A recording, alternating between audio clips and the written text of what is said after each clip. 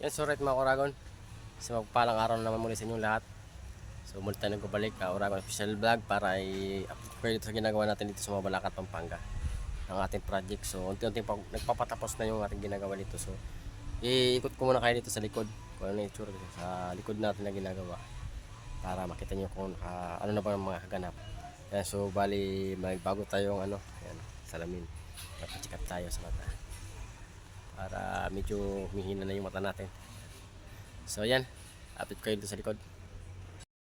So dito sa side natin mga Oragon, dito sa pinaka side ng ating bahay na ginagawa. Ayan. Ito yung itsura. So bali naglagay na sila Christian ng canopy. Yung kahapon na ilagay na nila yung dalawang canopy yun na ilagay nila. So dito yung dalawa naman na canopy. Tapos nakapag-singkot na dito. So doon sa likod, pakita ko rin sa inyo. So dito yan yung itsura niya sa likod na, pinakalikod na to. So bali nag-singkot na doon. Tapos dito sa may ano para tayo dito, may bung pa yan, may firewall. So di pa natin nilalagay. So bali yan pa lang muna yung pinaprepare natin sa ating mga tao dito sa mga kasamahan natin. So bali yung likod wala pang yan, palitada. So ihuli na natin yan dahil bakod na lang to. Ihuli na lang natin yan. So basta importante yung kabuuan ng bahay. Natin, may oblas na natin, ma-plasteringan natin, ma-skimputan na. Na-skimput sa taas yung isa. Pinakadulo yan. Ayan. Kaya tapos yung canopy natin okay na, yung dalawa. Tapos may dalawa din doon, maging okay na rin yun. So tapos nagpapatambak tayo sa loob. Pinapatanggal ko yung ibang kalat sa loob. So yung ginagawa nila dito na bricks o tinatawag na stone, ayan na yung doon na sila sa taas. So ako lang ipata yung stone natin, mga ilang piraso. Ayan, dito tayo sa loob. So dito pinapatik-tik ko yung area na to kasi halos di nagtugma. So iwan ko kung anong nagawa dito, di siguro nahulugan, hindi plastiran. Dito tayo magkakatalo mga Oragon pagdating sa pintuan. Diyan tayo magkakaroon ng diferensya kapag hindi maayos yung pagkapalitada sa lalagyan ng mga hamba. Ito nagkakaroon ng matinding epekto sa ginagawang palitada. Tulad niyan, ito yung patiktik ko dahil medyo mawawala tayo diyan ng mawawala tayo sa hulog yung ating hamba dahil dapat yung hamba nakaplat dito sa labas, tapos nasa loob magkanosing. Ayan, problema dito, magiging flat yan, nagiging flat. Pag galing dito magkakaroon ng lubog, so di pa pantay pag sinahulog natin. Kaya dapat patiktik ko dahil na-skimputan na, patiktik natin para pag andyan na yung hamba saka natin plastiran ulit, para ganun ang setup natin para maging maayos yung trabaho dito. Tapos ito na yung bricks o stone na kinabit nila, yan yung gawa. Ito yung itsura.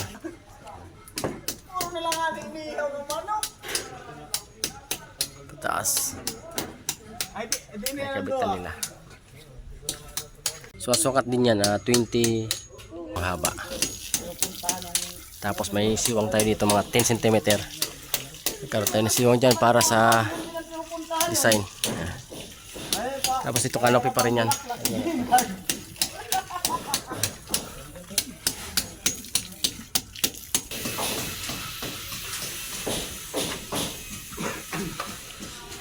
So dito naman sa area na to, yan si tatay, napapatag natin yun dito bago siya magasintada dito sa asintada niya to pataas.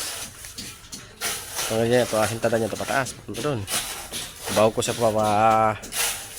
pinapapatag muna natin dito para dumating man yung may-ari sa 26 patag na.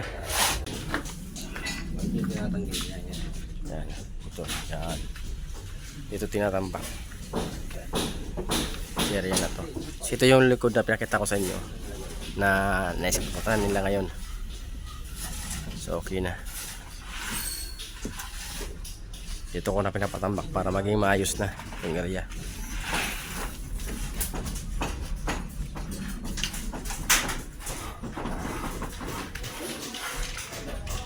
Okay na, natuwid na. Tapos dito pinapalaster ko naman kaya ano yung sa ano natin, linya ng mga PVC sa tubero. Pinaplasteran ko na. Ito palang ano na yan, naka-offset po doon. Singawan yan ng pusit. Tapos ito yung mga fittings.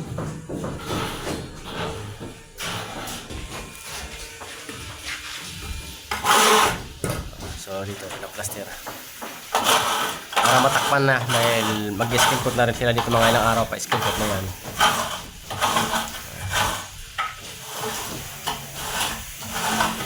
So tapos ito na yung linya ng tubero, mga fittings siya, mga PVC para PPR.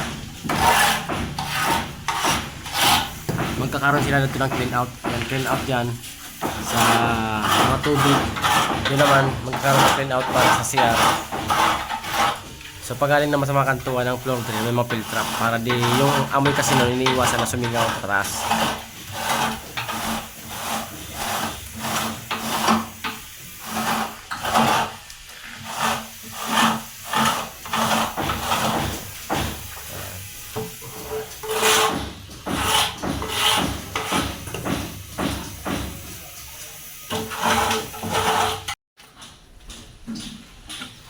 Tapos ano kaya luto? Magluluto tayo ng ulam dito. Yan. Ulam na niluluto. Lalato. Ha? Lahat na natin pa. Ikaw kung ano masarap ano?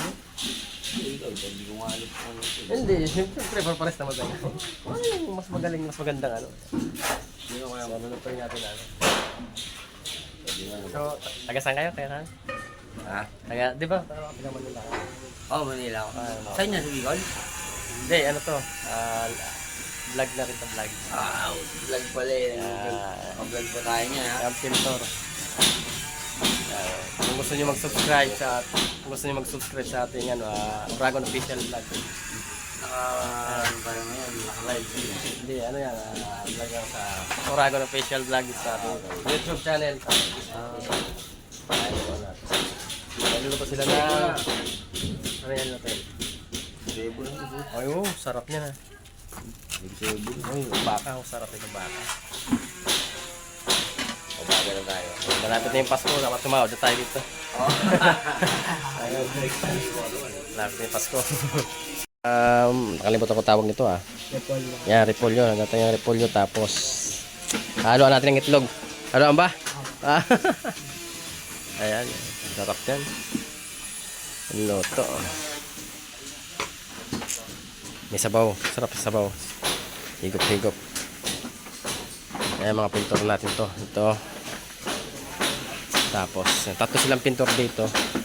Bali, skin coat na muna yung ginagawa nila.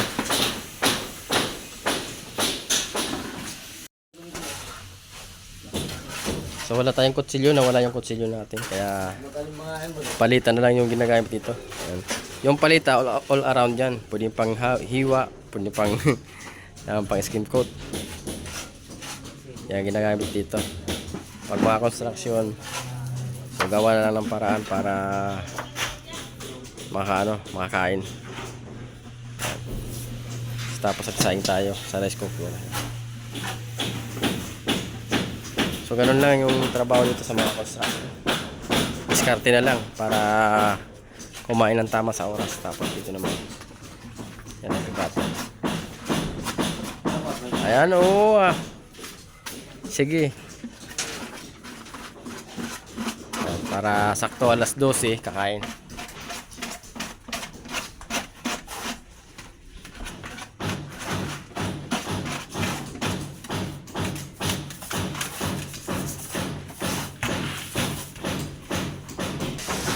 Maaga pa yan.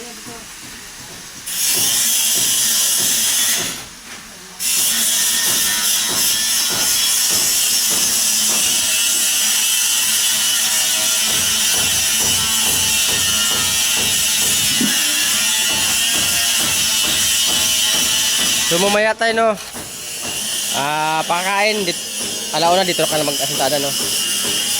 Para may magawa na dito.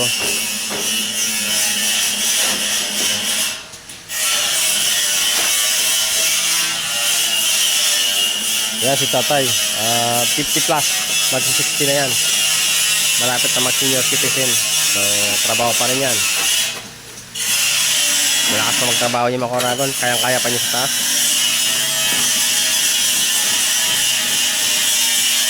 Ilan taon ka na tatay? O, biro mo? 59 ka na kay? Ilan taon ka na?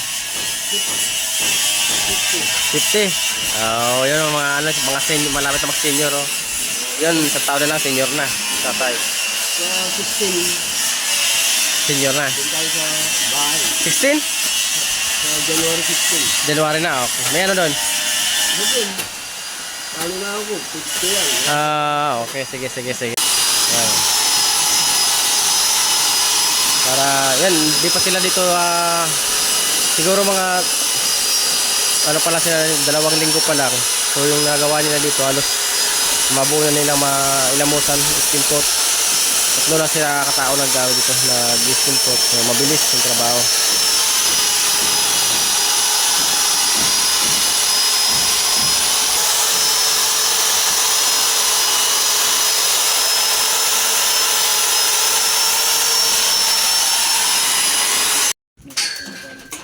Uy, ang babato na si Loy ah. Wala pa kasi yan. So ayan yung ano, yung niluluto oh. Dapat sinapinan nyo ng ano, para di gaano maulingan yung ano nyo. Hindi, ako yan. Ha? May ano doon no, tawag dito. Para di sa maulingan yung gaano eh. Trabaho nga namin doon sa mga silbot. Oo. Ang dami kong iwan plato ko siyara. Nagsigit ko. Tama ko lahat ng plato ko siyara namin. Naiiwan ko. Naiwan. Kaya siya itong mga construction na nag-iwan ng mga gamit.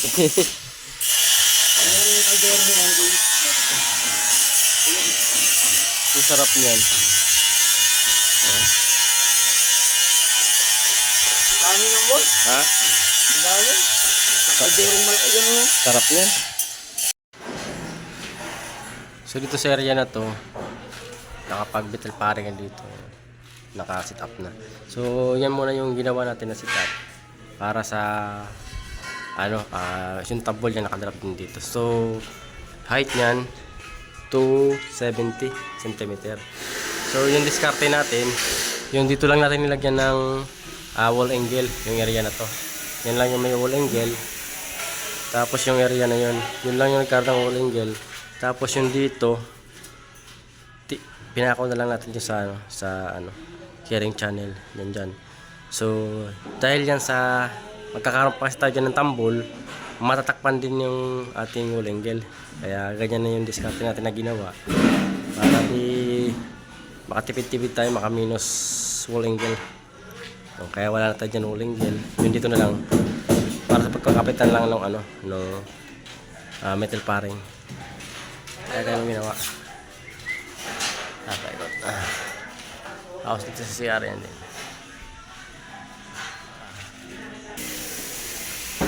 Tapos dito, kasi papatira ko na ito kay Loloy. Ayan, area na yan. Dito sa taas. O, palitan na natin yan sa kanya.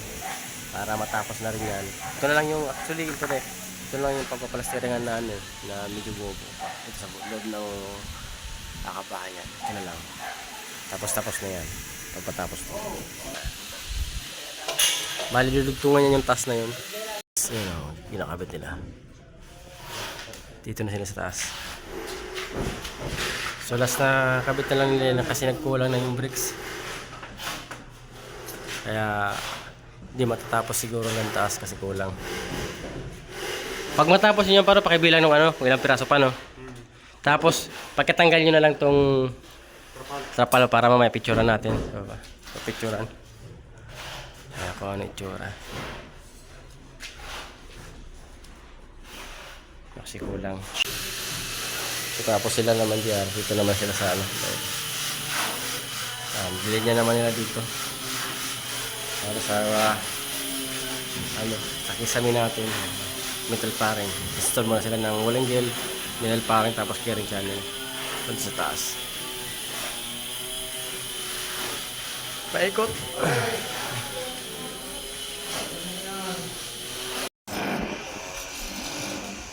So dyan na sila sa taas. konti na lang, ano na.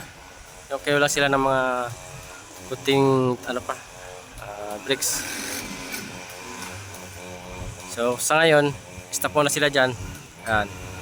Tapos, papalayout natin itong ano, overhead. Ito na yung ginagawa nilang bricks. Stone design.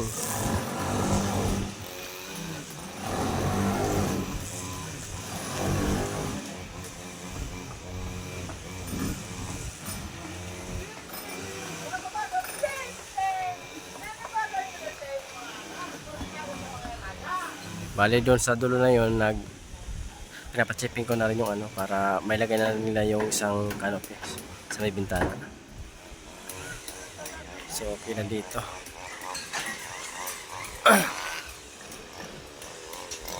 Di ba par? May isang butas doon. Tinanong mo si Bap kung anong... Oo. Di ba yung tig tiles mo dyan? Tig ano? Di ba yan? Tapos sa sunod mayroong butas nun. Tinanong mo yun? Ha? Wala na? Okay. Okay. Yan yung stop. Okay. Dito. So dito na lang kayo, no?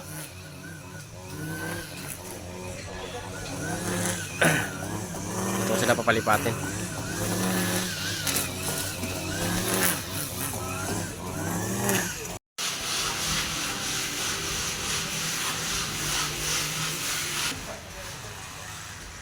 So nagtatapal na siya dun sa kanto na yun.